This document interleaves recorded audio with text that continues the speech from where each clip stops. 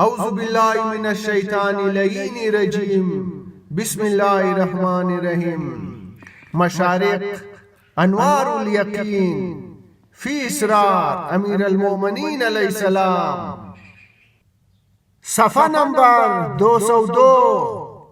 آل محمد صلی اللہ علیہ وآلہ وسلم خلق سے پہلے بھی عالم تھے، اسی طرف اشارہ ہے۔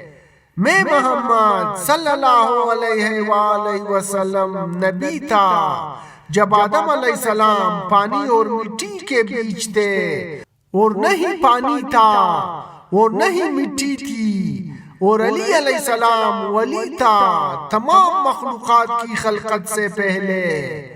پھر اللہ نے رسولوں کو بھیجا اس کی طرف لوگوں کے بلانے کے لیے، اور محمد صلی اللہ علیہ وآلہ وسلم کے آنے کی بشارت دینے اور ان پر ایمان لانے کے لیے، اور علی علیہ السلام کی ولایت سے تمسیک کرنے کے لیے، اور ان کے وسیلے سے اللہ کو پکارنے کے لیے۔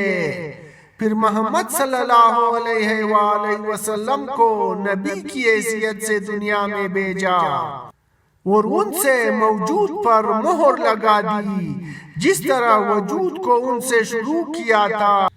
پھر انہیں جوام الکلام کے لیے مختص کیا اور ان پر سبھی مسانی کو نازل کیا، جو کہ سورہ حمد ہے، اور اس سورہ میں ان کے ولی علیہ السلام کے لیے بلند مقام قرار دیا۔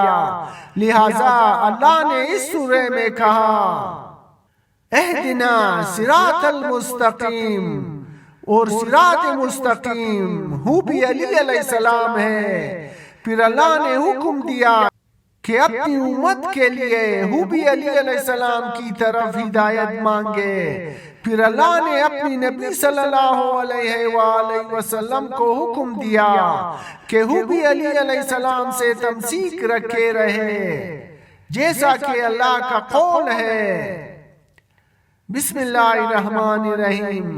پھر جو کچھ تیری طرف وحی کیا گیا ہے تو اسے محکم پکڑ رکھ، یقیناً تو سیدھے رستے پر ہے۔ سورہ زخرف آیت نمبر 43۔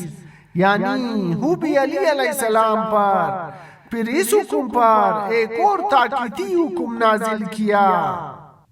بسم اللہ الرحمن الرحیم۔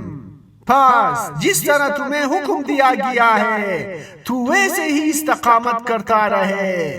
سورہ ہود آیت نمبر 112۔ یعنی لوگوں کو ہو بھی امام علی علیہ السلام کی طرف بلاتے رہنا۔ اب کیونکہ رسول صلی اللہ علیہ وآلہ وسلم پہلے ایمان کی دعوت دیتے تھے، پھر فرائض کی اور اصل فرع پر مقدم ہوتی ہے، لہذا ایمان کے بغیر کوئی فریضہ نہیں، اور ایمان بلا ہو بھی امام علی علیہ السلام کے نہیں ہوتا۔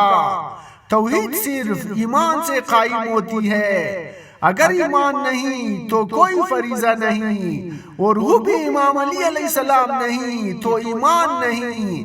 لہذا ایمان اور فرائض دونوں ہی ہو بھی امام علی علیہ السلام ہے، لہذا اصل اور فرع دونوں امام علی علیہ السلام کی محبت و ولایت ہے۔